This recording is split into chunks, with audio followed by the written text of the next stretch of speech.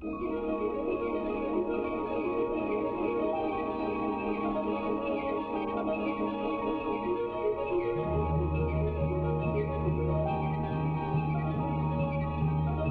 New York World's Fair presents the grandest spectacle on Earth for 1964 and 1965, the International Exposition in Flushing Meadow Park.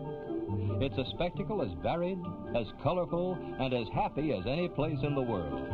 The images of the fair, the places, the people, and all the happenings make for infinite impressions. The fair is foreign and domestic.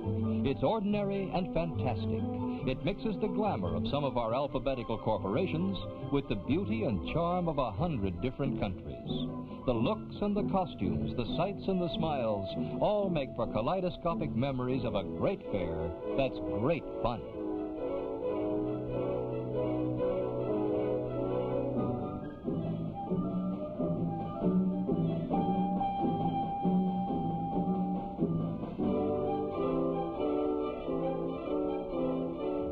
Each day, thousands of people pour through the gates to see this fair, to judge its attractions, and, most importantly, to enjoy a day together. One can be alone here, but never lonely, for part of the fair's appeal lies in seeing so many other people happy.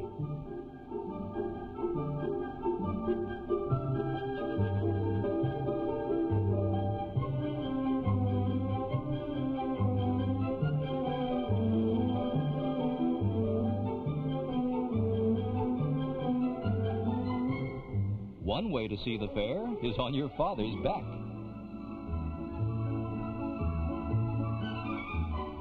This, of course, can lead you to some wonderful sights.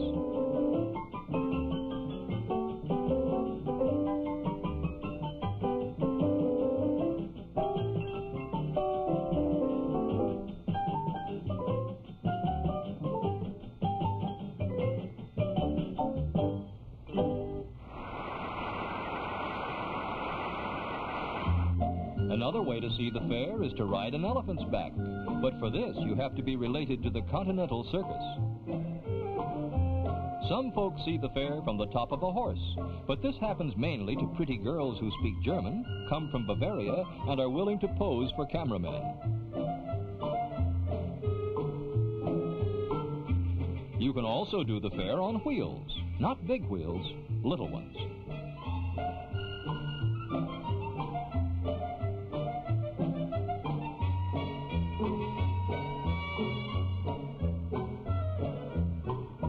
Then there are the glider rides, the escorters, and the buses, ceaselessly moving their sightseers. To find your bearings, don't be afraid to ask questions, especially of personnel who wear bright uniforms or dresses.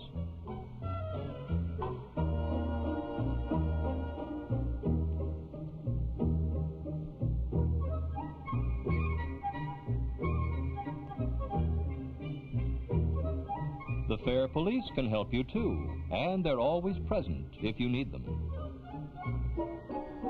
The most popular way of seeing the fair is to walk, preferably in low heels and comfortable shoes.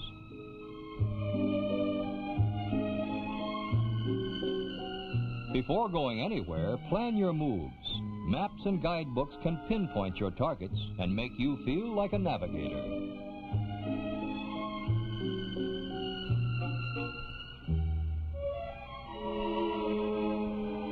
Now, you may have heard about the lines that start in little trickles, build up into rivers, and get dammed behind some barricades. Well, around the bigger pavilions, they do exist. But don't let the masses of people fool you. They move much faster than you think. After all, the designers of the mightiest exhibits at the fair anticipated company. They built not only with imagination, but with foresight, and they can accommodate visitors by the tens of thousands every single day.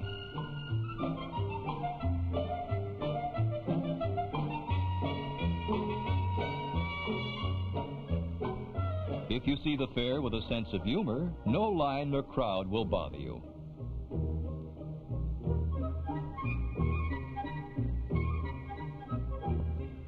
After all, there's so much at the fair worth visiting. One can hardly complain about waiting to see some of the finest treasures created by man. You will soon discover that the fair has many places for quiet and for thought.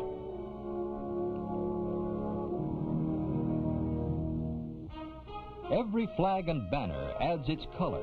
Some of the brightest fly over a little ship in the lake amusement area, a replica of the flagship of Christopher Columbus. The Santa Maria lies moored by the shore of Meadow Lake, and neither Ferdinand nor Isabella ever saw it as well as you can. The lake amusement area ripples with rides and fun and shows. And pretty girls. Pretty girls from Texas to Hawaii. Take the flume ride if you wish. Here you can rush over green flowing water like a carefree lumberjack.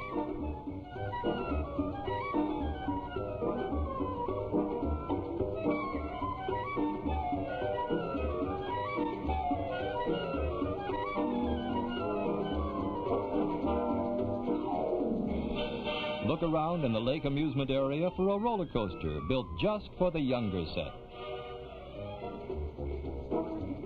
For ponies at the circus. And for porpoises in Florida's water show. New Yorkers have decided that every pool should have a porpoise.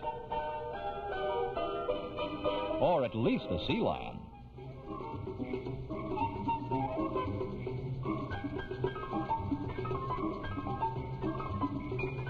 Happily, the fair has catered to fountain lovers. Their waters refresh the spirit and delight the eye.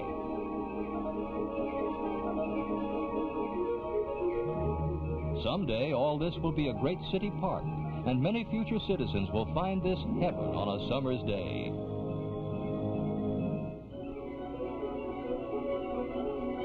Don't be misled about places to eat at the fair. There are dining spots to suit any pocketbook. Many of them offer fine food at modest prices. Add to this outdoor tables, flowers, music, and company.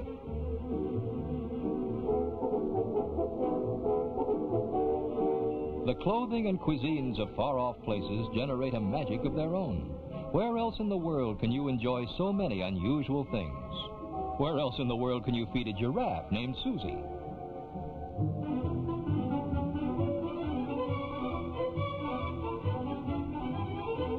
Susie lives at the African Treehouse restaurant.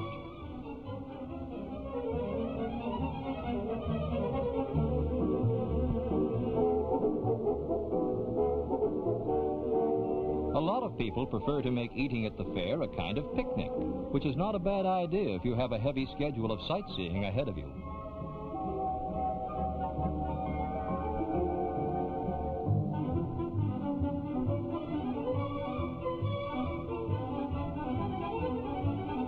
%60 of the visitors carry cameras to the fair, and they've got a billion-dollar backdrop against which to pose their subjects.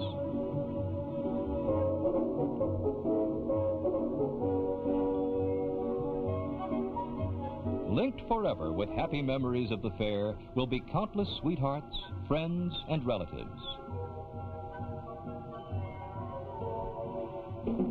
Again and again at the fair, you may heed the beat of a different drum. You will see the strange and the exotic, the unusual and the colorful.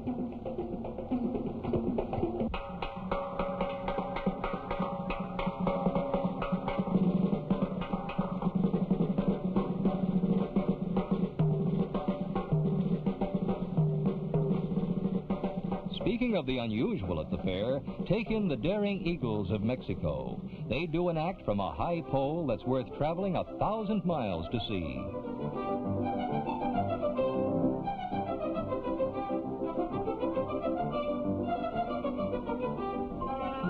Every fair has Pied Pipers to attract buyers. A lot of young fairgoers seem to want their wares, especially hats with waving plumes.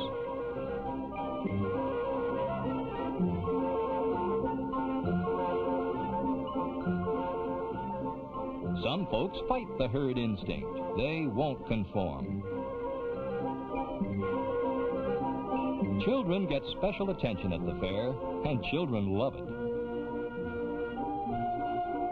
And not only do mothers keep a watchful eye upon them, The fair police stand ready if a single one of them should stray.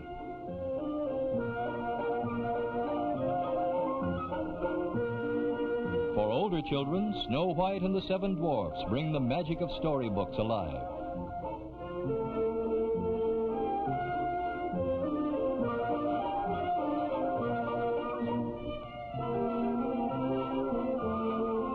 Is it the real world or the unreal world? Here you can hobnob with celebrities of make-believe. No wonder children like the fair.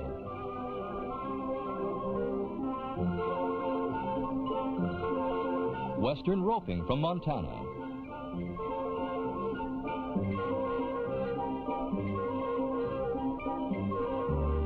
"90% of the visitors write to someone about the fair, and not all of the comments by all of the reporters in all of the press building can match the volume of words that flows out through the World's Fair post office every single day." One of the troubles with democracies, de Tocqueville wrote long ago, is that its people have no time to meditate. Well, the fair has fielded this one too, with benches and lawns and quiet vistas.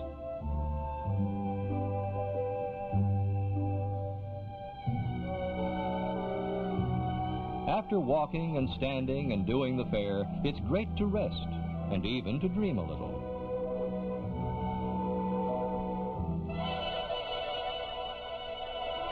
Day and night, the fair remains a spectacle. When darkness falls, the park is unbelievably beautiful. Even the lions are romantic, and the lights and reflections lend enchantment to everything you see. When all around you is new and fresh and different, you take a new lease on life itself.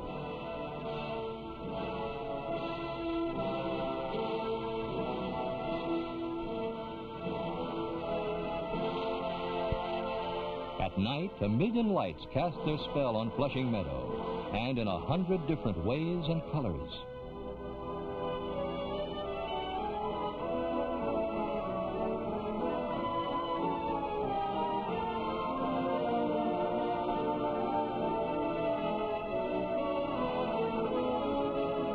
At night, the light of day moves around the Unisphere. It's a great fair and great fun. If you come to see it once, you'll hurry back to see it again and again, for it's a marvelous man-made garden of wonders and surprises. And before it closes forever in 1965, it will create, for 80 million visitors, myriad wonderful memories.